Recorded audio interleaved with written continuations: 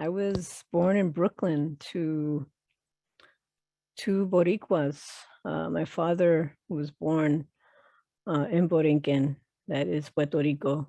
Uh, Puerto Rico is the colonizer's name for the island. So my father was born in Borinquen, and my mother was born in Brooklyn, New York, was the first child of my grandmother to be born off the island. And it was my grandmother that raised me, actually. My mother was only 17 when she had me. And there was a big rift in my family, even though both of my families were originally from Borinquen, because one side of my family, my mother's side, was very, fair-skinned, and the other side was very dark-skinned. And so that was interesting growing up in that with my grandmother, who had been really traumatized around race, and colorism is a big, big issue amongst my people. So right from the beginning, I felt that pain. I heard a lot of things being said, and I didn't quite understand what was going on. But immediately, right, there was that trauma, racial trauma from colonization, and my family was deeply colonized, and a lot of people in Borinquen are deeply colonized. I mean, it's the last colony, right, of the United States. So there was a lot of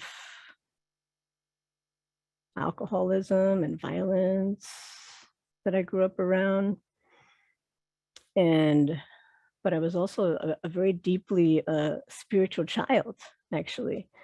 And I loved the earth, and I always had those qualities, right? I think all children do, right? And I just thinking about you, Carla, because you talked about the church, and the church and Jesus. My grandmother, always brought Jesus to the forefront.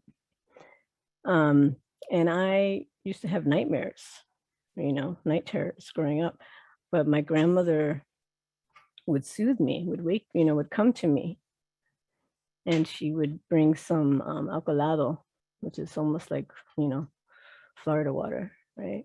Agua florida. And she would just splash that all over me. It's interesting. That was like one of the things that she hadn't lost, right? Was that one thing, just splash me every time when anything was wrong, just splash it on you, rub it on you, you'll be okay. But then she would do that and bring me to the Sacred Heart of Jesus, this little statue, and tell me to pray. And I would pray, with all my heart. And I would feel so much better afterwards. And I would go to sleep peacefully. So I had a very actually positive association with Jesus because of that. And I was one of those kids that prayed every night in my bed. But then when I came out of the closet as queer, suddenly I found that Jesus was no longer my friend. And that was very painful because I was a deeply spiritual person. And so I needed to search then for, where was I going to pray? Where could I be accepted, right? So that search went on. I came out, I was 15, and eventually I had to leave home because there was some issues around my coming out of the closet. And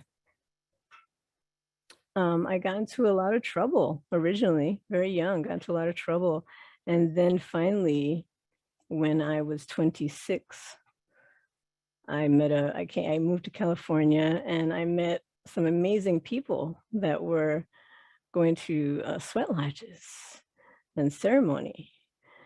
And a friend of a friend was telling me about this, and right away I said, I need to go. I need to go to this. I need this. And so that's how that journey started when I was 26, of getting onto the red road and ceremony, and just I remember the first time I went to ceremony, just being in tears. So many tears were being released, and that I had been holding back for all these years. My young person was holding these tears back. And so yeah, that was the beginning of really, of for me, healing my trauma, was in ceremony.